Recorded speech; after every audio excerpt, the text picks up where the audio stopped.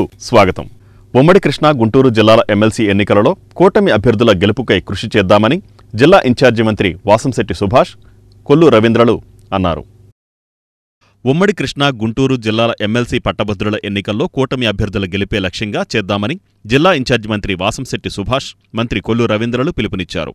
మచిలీపట్నంలోని TDP కార్యాలయంలో MLC పట్టభద్రుల ఎన్నికలపై తొలుత కూటమి పార్టీల నాయకులతో తెలుగుదేశం పార్టీ కార్యాలయంలో సమావేశమయ్యారు. అనంతరం బందరు నియోజకవర్గ కార్యకర్తలతో ఆత్మీయ సమావేశం నిర్వహించారు.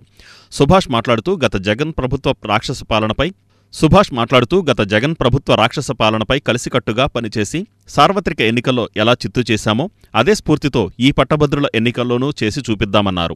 ఉమ్మడి కృష్ణా గుంటూరు జిల్లాల కూటమి అభ్యర్థి ఆలపాటి రాజేంద్ర ప్రసాద్కు ప్రథమ ఓటు వేసేలా అందరూ కృషి చేయాలని కోరారు. మంత్రి కొల్లు రవీంద్ర మాట్లాడుతూ వైకాపా పాలనలో చట్టసభల గౌరవాన్ని దిగజార్చారని అన్నారు.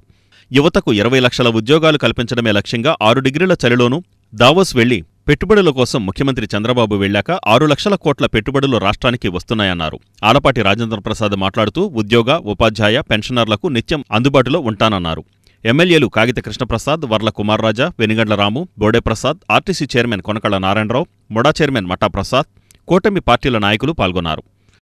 ఆలపాటి రాజేంద్ర ప్రసాద్ గారి ఉమ్మడి కృష్ణా గుంటూరు జిల్లాల అభ్యర్థిగా వారి గెలుపు కోసం ఈరోజు గౌరవ జిల్లా పార్టీ అధ్యక్షులు, అలాగే మాజీ పార్లమెంట్ సభ్యులు, ఆర్టీసీ చైర్మన్ కొనకళ్ళ నారాయణరావు గారి నాయకత్వంలో, అలాగే జిల్లా ఇన్ఛార్జ్ మంత్రివర్యులు సుభాష్ గారు, ఆలపాటి రాజా గారు, అలాగే శాసనసభ్యులు అందరం కలిసి ఈరోజు సమావేశం అయ్యడం జరిగింది. ఏ రకంగా ఎన్నికల ప్రణాళికతో ముందుకెళ్ళాలి, ఏ రకంగా ఈ ఎన్నికల ప్రాముఖ్యత గురించి ప్రజలకు వివరించాలనేది చాలా డీటెయిల్గా డిస్కస్ చేయడం జరిగింది. ఇవాళ మనం చూసాం, ఇవాళ ఈస్ట్ వెస్ట్ కృష్ణా గుంటూరు అభ్యర్థులు అటు రాజశేఖర్ గారు కానీ ఇటు ఆలపాటి రాజేంద్ర ప్రసాద్ గారు కానీ ఒక బాధ్యత కలిగినటువంటి అభ్యర్థుల్ని ఇవాళ చంద్రబాబు నాయుడు గారు, పవన్ కళ్యాణ్ గారు, భారతీయ జనతా పార్టీ నిలబెట్టడం జరిగింది. గతంలో చూసాం చట్టసభల్ని ఏ రకంగా చట్టసభల్లో కూర్చోకూడని వ్యక్తుల్ని పెట్టి రాజకీయం చేసిన వ్యక్తి జగన్మోహన్ రెడ్డి. చట్టసభల యొక్క గొప్పతనాన్ని దిగజార్చిన వ్యక్తి జగన్మోహన్ రెడ్డి. ఇవాళ ఒక మాజీ మంత్రిగా, ఒక బాధ్యత కలిగినటువంటి పౌరుడిగా, విద్యావంతుడిగా, ఒక అడ్వకేట్గా పనిచేసినటువంటి వ్యక్తి ఆలపాటి రాజేంద్ర ప్రసాద్ గారు. అలాగే రాజశేఖర్ గారు కూడా చాలా సుదీర్ఘ అనుభవం ఉండి విద్యావంతుడిగా మరి వారు చేసినటువంటి సేవలు ఇవాళ అటువంటి అభ్యర్థులు పెట్టిన పార్టీ తెలుగుదేశం పార్టీ. ఇవాళ పవన్ కళ్యాణ్ గారు, భారతీయ జనతా పార్టీ కూడా ఇవాళ సపోర్ట్ చేస్తూ ఏదైతే ఆ రోజున తెనాలి అసెంబ్లీ టికెట్ని జనసేనకు ఇవ్వాల్సినటువంటి పరిస్థితి వస్తే ఆ రోజున రాజేంద్ర ప్రసాద్ గారు వారు త్యాగం చేశారు. ఇవాళ ఈ రాష్ట్రాన్ని మళ్ళీ అభివృద్ధి పథంలో నడిపించాలని అహర్నిశలు కష్టపడతా ఉన్నాం. ఎన్ని కష్టాలు ఇబ్బందులు ఉన్నా 1వ తారీఖు జీతాలు ఇవ్వడం, పెన్షన్లు 1వ తారీఖు ఇవ్వడం, అదేవిధంగా ఇవాళ DSC, mega DSC Nara Lokesh గారి నాయకత్వంలో 16,400 టీచర్ పోస్టులు ఇవాళ భర్తీ చేయబోతాం. అలాగే గౌరవ ముఖ్యమంత్రి చంద్రబాబు నాయుడు గారు -6 డిగ్రీల చలిలో ఆయన దావోస్ వెళ్ళి ఈ రాష్ట్రానికి పెట్టుబడులు తీసుకొచ్చి కూటమి నాయకులందరి ఆధ్వర్యంలో ప్రణాళిక కోసం ఇక్కడ సమావేశం అవడం జరిగింది. మీ అందరికీ తెలుసు, గత ప్రభుత్వం పూర్తిగా ఈ పట్టభద్రుల్ని, ముఖ్యంగా చదువుకున్న వాళ్ళని నిరుద్యోగ సమస్య అనేది వెంటాడిన వైను. అలాగే టీచర్స్ అందరూ కూడా ముఖ్యంగా ముందు ఈ యొక్క వైసీపీ పాలనను దూరం పెట్టాలనే నినాదంతో మరి ముందు వాళ్ళే శంఖం ఊదటం, దాన్ని అనుసరించి విద్యావంతులందరూ కూడా ఈ వైసీపీ పాలనని అంతమొందించాలని చెప్పి మరి ముందుకు రావటం, అలాగే వైసీపీ ప్రభుత్వం కూడా పూర్తిగా ఈ నిరుద్యోగుల్ని ఒక్క నోటిఫికేషన్ కూడా లేకుండా ఈ నిరుద్యోగుల బతుకులు చిన్నాభిన్నం చేయటం, అలాగే ఈ ప్రభుత్వం ఎన్డీఏ కూటమి ప్రభుత్వం వెలుగులోకి వచ్చిన తర్వాత నారా చంద్రబాబు నాయుడు గారు పవన్ కళ్యాణ్ గారు, లోకేష్ గారు నిరంతరం ఈ రాష్ట్ర ఆర్థిక అభివృద్ధి పెరగాలని సుమారు 6 లక్షల కోట్లు మరి పెట్టుబడులను తీసుకురావటం, సుమారు 5 లక్షల ఉద్యోగాలకి ఈ 2 సంవత్సరాల్లో నాంది పలకటం జరిగింది. అదేవిధంగా ఎక్కడా కూడా నిరుద్యోగుల్ని గాలి కుదిలేసి కేవలం ఈ గంజాయిని, డ్రగ్స్ని విస్తృతంగా ఈ వైసీపీ ప్రభుత్వం విస్తృతంగా ముందుకు తీసుకెళ్ళటం, దానికి బానిసలు అవటం, ఉద్యోగాలు దొరక్క నిరుద్యోగులందరూ కూడా ఆ డ్రగ్స్కి బానిస అవటం. మరి ఎన్డీఏ ప్రభుత్వం వెలుగులోకి వచ్చిన తర్వాత డ్రగ్స్ మీద ఉక్కుపాదం మోపటం, అలాగే నిరుద్యోగులకి ఉద్యోగాలు ఇచ్చే ప్రయత్నాలు సఫలం అవటం, అలాగే డిఎస్సి నోటిఫికేషన్ కూడా నెల రోజుల వ్యవధిలోనే వేయటం మీరందరూ గుర్తించాలి. ఈ తెలుగుదేశం హయాంలోనే సుమారు 150,000 మంది టీచర్లు ఈరోజు ఉద్యోగాల్లో ఉన్నారంటే అవన్నీ నోటిఫికేషన్లు కూడా తెలుగుదేశం ప్రభుత్వంలోనే ఇవ్వడం జరిగింది. ఏదేమైనప్పటికీ ఆలపాటి రాజా గారి విజయం కోసం మీ అందరం ఇక్కడ సమావేశమై ఒక ప్రణాళిక సిద్ధం చేసుకుని ఆ ప్రణాళికబద్ధంగా ఉమ్మడి కృష్ణా గుంటూరు జిల్లాల పట్టభద్రుల ఎమ్మెల్సీ ఎంపిక అభ్యర్థిగా కూటమి నాయకత్వం ఆధ్వర్యంలో పోటీ చేస్తున్న సందర్భంలో ఈ నెల 7వ తారీఖున గుంటూరు పట్టణంలో వెంకటేశ్వర విజ్ఞాన మందిరం నుంచి ర్యాలీగా వెళ్ళి కలెక్టర్ ఆఫీస్లో నామినేషన్ వేయబోతా ఉన్నాం. ఆ సందర్భంగా ఈరోజు మచిలీపట్నం పార్లమెంటరీ నాయకత్వం కింద పెద్దలు కొనకల నారాయణ గారు, అదేవిధంగా ఇన్ఛార్జ్ మంత్రి సుభాష్ గారు, అదేవిధంగా పెద్దలు ఈ ప్రాంతవాసి మన మంత్రి గారు అయినటువంటి కొల్లు రవీంద్ర గారి నేతృత్వంలో ఈ రోజున సోదర శాసనసభ్యులు, అదేవిధంగా గౌరవ ఇన్ఛార్జీలు, కార్పొరేషన్ చైర్మన్స్ వీళ్ళందరి సమక్షంలో ఈ 7 నియోజకవర్గాల్లో ఏ రకమైనటువంటి కార్యాచరణ ప్రణాళికని తీసుకోవాలనే ఒక నిర్ణయం. ఆ మేరకి అందరూ కూడా కూర్చొని ప్రతి 30 మందికి ఒక పోల్ అబ్జర్వర్ని నియమించుకునేలాగా ఈ 2 రోజుల లోపల వాళ్ళ ద్వారా ప్రతి ఒక్క ఓటర్ని కలిసి ప్రభుత్వం యొక్క ఆలోచన, భవిష్యత్తు ప్రణాళిక, ఏ రకంగా శాసన మండలిలో మన అభ్యర్థి గెలవాలి, గెలిచి ఏ రకంగా ఈ రాష్ట్ర ప్రగతికి మనం తోడ్పడాలి అనే ఉద్దేశం. అంతేకాకుండా ఒక మంచి ప్రభుత్వానికి ఒక మంచి సందేశం ఇవ్వాలి అంటే గుంటూరు జిల్లా కలెక్టరేట్లో 10:30కు నామినేషన్ వేయడం జరుగుతుంది. 27వ తారీఖున జరిగే ఎన్నికల్లో మరి ఆ రోజున పోలింగు. ఈ విజయాన్ని కూటమి ప్రభుత్వం గత ఎన్నికల్లో ఎలాంటి ఛాలెంజ్గా తీసుకున్నారో ఈ ఎన్నికలను కూడా అలాగే తీసుకున్నారు. చిన్న విషయాన్ని కూడా నెగ్లెక్ట్ చేయకుండా ప్రతి 30 మంది ఓటర్స్కి ఒక కార్యకర్తను పెట్టి పోలింగ్ వరకు కూడా దీన్ని సీరియస్గా తీసుకుని 7 నియోజకవర్గాల్లో ఉన్న ఇన్ఛార్జీలంతా కూడా వచ్చి ఈ గెలుపు గురించి వారి బాధ్యత తీసుకున్నారు. రేపు 27వ తారీఖున జరిగే పోలింగ్ వరకు వారు తప్పనిసరిగా ఎన్నికల్లో సీరియస్గా తీసుకుని అందరూ కూడా కలిసికట్టుగా పనిచేస్తాం. గతంలో ఎన్నికల్లో ఎలా అయితే కూటమి విజయం సాధించిందో జనసేన, బీజేపీ, తెలుగుదేశం పార్టీ సమిష్టిగా కష్టపడి పనిచేస్తూ ఉన్నారు. రేపు 3వ తారీఖున వెలువడే ఎన్నికల రిజల్ట్స్లో మోపిదేవి శ్రీ సుబ్రహ్మణ్యేశ్వర స్వామివారి వార్షిక బ్రహ్మోత్సవాలలో భాగంగా రథోత్సవాన్ని ఘనంగా నిర్వహించారు.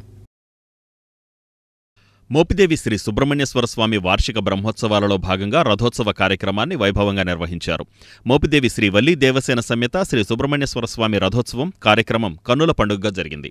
ఆలయ కార్యనిర్వహణాధికారి శ్రీరామ వరప్రసాదరావు ఆధ్వర్యంలో కొమ్మూరి ఫణికుమార్ శర్మ బ్రహ్మత్వంలో ఆలయ ప్రధాన అర్చకులు బుద్దు పవన్ కుమార్ శర్మ, నౌడూరు విశ్వనాథ సుబ్రహ్మణ్య శర్మ, ముఖ్య అర్చక బుద్దు సతీష్ శర్మ, బుద్దు ప్రసాదులతో పాటు ఆలయ అర్చకులు సంప్రదాయబద్ధంగా డప్పు, తీన్మార్, కళా ప్రదర్శనల నడుమ స్వామివారిని రథంపై ఊరేగించారు. శ్రీ స్వామి, శ్రీ అమ్మవార్లు రథంపై ఊరేగింపుగా రాగా భక్తులు పసుపు కుంకుమలు సమర్పించి పూజలు నిర్వహించారు. అవనిగడ్డ డీఎస్పీ తాళ్లూరి విద్యాశ్రీ నేతృత్వంలో, చల్లపల్లి సీఐ ఈశ్వరరావు పర్యవేక్షణలో మోపిదేవి ఎస్ఐ వీరవెంకట సత్యనారాయణ ప్రత్యేక బందోబస్తు చేపట్టారు. ఈ సందర్భంగా మోపిదేవి జిల్లా పరిషత్ హైస్కూల్ ప్రాంగణంలో సాంస్కృతిక కార్యక్రమాలు నిర్వహించారు.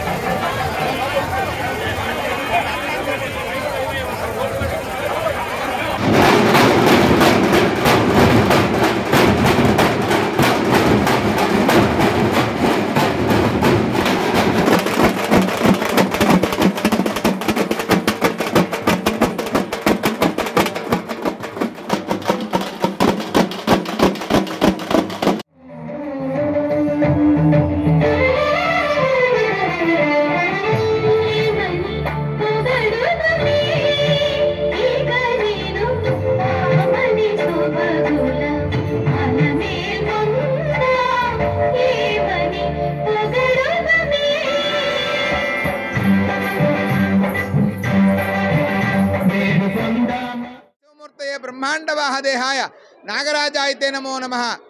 మన మోపిదేవి గ్రామము మోపిదేవిలో వేంచేసిన శ్రీ వల్లీ దేవసేన సుబ్రహ్మణ్యేశ్వర స్వామి వారి యొక్క వార్షిక బ్రహ్మోత్సవాల్లో భాగంగా ఈ రోజున 3వ రోజు స్వామివారి యొక్క దివ్యమైన రథోత్సవ కార్యక్రమాన్ని మనం ప్రారంభం చేసుకున్నాం. స్వామివారు పురవీధుల్లో చాలా భక్తులకి కనువిందుగా సర్వేంద్రియాణాన్ నయనం ప్రధానం, కళ్ళు ఉన్న ప్రతి ఒక్కరూ కూడా స్వామివారిని చూసే విధంగా చాలా సుందర సౌందర్య విలాసంగా స్వామివారు ఊరేగుతున్నారు. ఈ యొక్క రథోత్సవంలో సమస్త దేవతలు కూడా రథానికి 4 చక్రాల మీద సమస్త దేవతలు, రథానికి ఉన్న 3 ప్రాకారాల్లో కూడా మూలలో అష్టదిక్పాలకులు, నవగ్రహాలు, రథారూఢైన స్వామివారు ఈ చాలా విశేషంగా ఈ స్వామివారి యొక్క అనూరుడు మనకి సూర్య భగవానుడి యొక్క రథసారథి అనూరుడు. అట్లాగే ఈ సుబ్రహ్మణ్యేశ్వర స్వామి వారికి కాలసర్ప రూపమైన శంఖపాలుడు ఈ యొక్క రథానికి అధిష్టాన దేవతగా ఉండి ఆ రథాన్ని ముందు జరిపిస్తూ ఉంటాడు. ఈ యొక్క స్వామివారి దివ్య రథాన్ని ఎవరైతే కనులారా తిలకరిస్తారో స్వామివారి యొక్క దివ్యమైన రథాన్ని ఆ రథధూళి మనకు దశమూర్తికల్లో కూడా రథశాల చాలా విశేషం.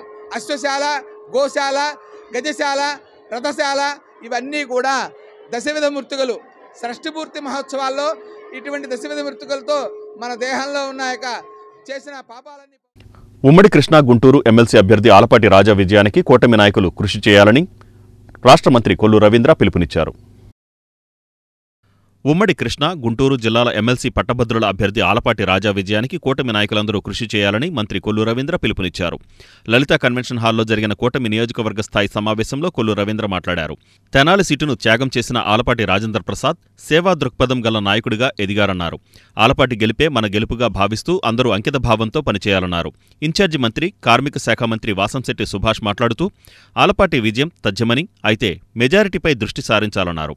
ఆర్టీసీ చైర్మన్ కొనకళ్ళ నారాయణరావు మాట్లాడుతూ గతంలో పార్లమెంటు, అసెంబ్లీ ఎన్నికలకు ఏ విధంగా నిర్విరామంగా ప్రచారం చేశామో అదే రీతిలో కూటమి అభ్యర్థులందరూ కలిసికట్టుగా ఒకే తాటిపై ఎన్నికల ప్రచారంలో పాల్గొనాలన్నారు. ఎమ్మెల్సీ అభ్యర్థి ఆలపాటి రాజా మాట్లాడుతూ కూటమి ప్రభుత్వంలోని ఎమ్మెల్యేలు, మంత్రులు తనకు పూర్తి స్థాయిలో మద్దతు ఇచ్చారని, తాను గెలిస్తే పూర్తి స్థాయిలో గ్రాడ్యుయేట్లకు సేవలందిస్తామన్నారు. ఈ కార్యక్రమంలో టీడీపీ నాయకులు గొర్రెపాటి గోపీచంద్, గోపు సత్యనారాయణ, మోటమరి బాబాప్రసాద్, ఇలియాస్ పాషా, కుంచే నాని, పి కాంతారావు, జనసేన నాయకులు బండి రామకృష్ణ, గడ్డం రాజు తదితరులు పాల్గొన్నారు. మన తెలుగుదేశం ఉమ్మడి బీజేపీ జనసేన కలిపి ఉమ్మడి అభ్యర్థిగా ఆలపాటి రాజేంద్ర ప్రసాద్ గారిని మరి ఎమ్మెల్సీగా నిలబెడుతూ ఉంటే చరిత్ర కల కుటుంబం వాళ్ళది. మరి రాజేంద్ర ప్రసాద్ గారు గతంలో కూడా మంత్రిగా చేశారు. అనుభవం ఉన్న వ్యక్తి, చదువుకున్న వ్యక్తి, సమస్య మీద అవగాహన ఉన్న వ్యక్తి, పోరాటం చేయగలిగిన వ్యక్తి. అవసరమైతే చంద్రబాబు గారి దగ్గర కావాలి నాకు ఇదని అభివృద్ధి కార్యక్రమంలో ఆయన ముందు పోట్లాడి తీసుకొచ్చే నాయకుడు రాజేంద్ర ప్రసాద్ గారు. కాబట్టి మనం ఖచ్చితంగా యువత అందరికి కూడా చెప్పి ఎవరైతే ఉన్నారో వాళ్ళందరూ కూడా ఓట్లు వేయించే బాధ్యత కీలకంగా వార్డు ఇన్ఛార్జీలు. ఎందుకంటే రేపు రాబోయే ఎలక్షన్లో ఇన్ఛార్జీలకి ఎక్కువ అవకాశాలు ఆ వార్డులో ఎవరైతే ఉన్నారు వాళ్ళు ఓట్లు ఏంటి అనేది వాళ్ళకే ఎక్కువ అవకాశాలు ఉంటాయి. ఎందుకంటే ఇప్పుడు మనం ఏ నెలలో వాటిలో ఏ సమస్యలు వచ్చినా మనం వాళ్ళకి చేస్తున్నాం. కాబట్టి వార్డు ఇన్ఛార్జీలు ఖచ్చితంగా దీని మీద దృష్టి పెడితే మరి ఎక్కడ రానంత మెజార్టీ ఖచ్చితంగా ఒక 50,000 మెజార్టీ పైన ఉంటుందని చెప్పి మేమందరం కూడా అత్యల్పమైనటువంటి మెజారిటీతో ఓడిపోయాం. ఎందుకు ఓడిపోయాం అనేటువంటి విషయాన్ని పార్టీలో ఉన్నటువంటి ముఖ్యులందరూ కూడా చర్చించుకుని ఆ చర్చ ద్వారానే రాష్ట్రంలో ఎక్కడా కూడా తెలుగుదేశం పార్టీ ఒక వ్యవస్థని ప్రతి 100 ఓట్లకి ఏర్పాటు చేయాలనుకునేటువంటి వ్యవస్థని మేము మొట్టమొదటిసారిగా మచిలీపట్నంలో ఏర్పాటు చేసుకున్నాం. ప్రతి బూత్కి ఎన్ని ఓట్లు ఉంటాయనే దాన్ని మేము వెరిఫై చేసుకున్నాం.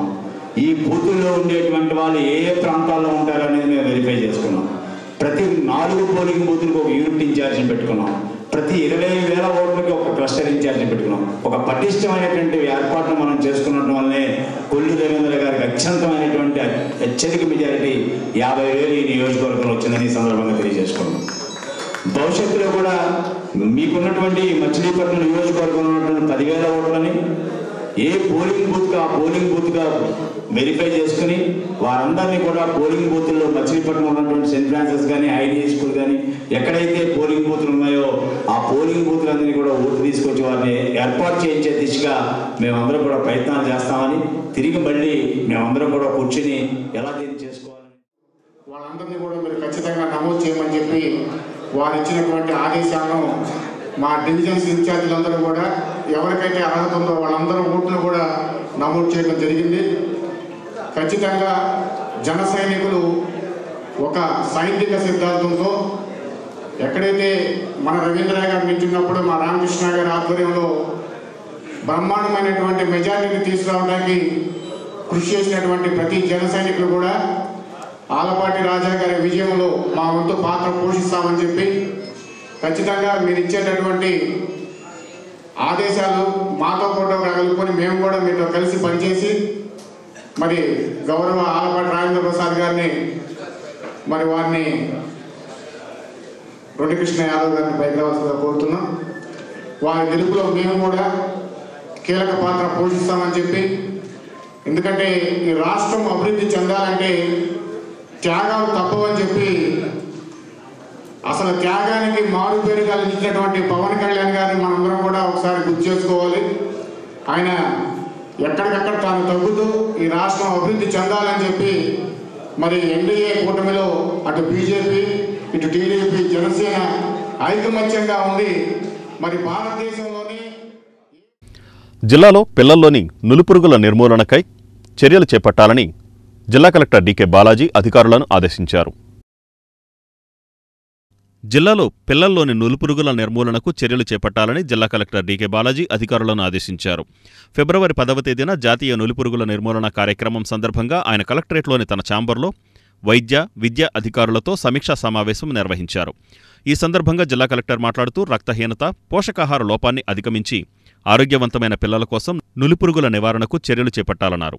ఆ రోజున 1 నుండి 19 సంవత్సరాల వయసులోపు పిల్లలు, కిషోర బాలలకు ఆల్బెండజోల్ మాత్రలు అంగన్వాడీ, పాఠశాలలు, కళాశాలలలో ఉచితంగా అందించే విధంగా చర్యలు తీసుకోవాలన్నారు. ఈ సందర్భంగా ఆయన నులిపురుగుల నిర్మూలన కార్యక్రమం అవగాహన గోడపత్రికలను ఆవిష్కరించారు. ఈ సమావేశంలో జిల్లా వైద్య ఆరోగ్య శాఖ అధికారిని డాక్టర్ ఎస్ శర్మిష్ఠ, ఇమ్యునైజేషన్ అధికారి doctor Premchand, DEO PVG Ramarao, వైద్యులు, వైద్య సిబ్బంది తదితరులు పాల్గొన్నారు. ఈ వార్తలు ఇంతటితో సమాప్తం. నమస్కారం.